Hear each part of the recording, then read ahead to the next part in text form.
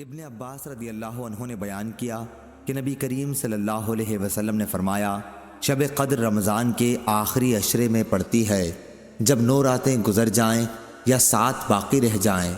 آپ صلی اللہ علیہ وسلم کی مراد شب قدر سے تھی۔ عبد الوہاب نے ایوب اور خالد سے بیان کیا، ان سے اکرمہ نے اور ان سے ابن عباس رضی اللہ عنہ نے کہ شب قدر کو 24 تاریخ کی رات میں تلاش کرو۔ صحیح بخاری حدیث نمبر 2022۔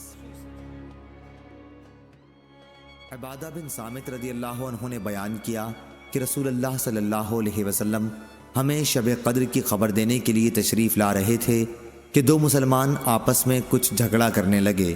اس پر آپ صلی اللہ علیہ وسلم نے فرمایا کہ میں آیا تھا کہ تمہیں شب قدر بتا دوں، لیکن فلاں اور فلاں نے آپس میں جھگڑا کر لیا، بس اس کا علم اٹھا لیا گیا اور امید یہی ہے کہ تمہارے حق میں یہی بہتر ہوگا، بس اب تم اس کی تلاش آخری عشرے کی 9 یا 7 یا 5 کی راتوں میں کیا کر۔ صحیح بخاری حدیث نمبر 2023۔ ابو یغفور نے بیان کیا، ان سے ابو زحا نے، ان سے مسروق نے اور ان سے عائشہ رضی اللہ عنہا نے بیان کیا کہ جب رمضان کا آخری عشرہ آتا تو نبی کریم صلی اللہ علیہ وسلم اپنا تہبند مضبوط باندھتے، یعنی اپنی کمر پوری طرح کس لیتے، اور ان راتوں میں آپ صلی اللہ علیہ وسلم خود بھی جاگتے اور اپنے گھر والوں کو بھی جگایا کرتے تھے۔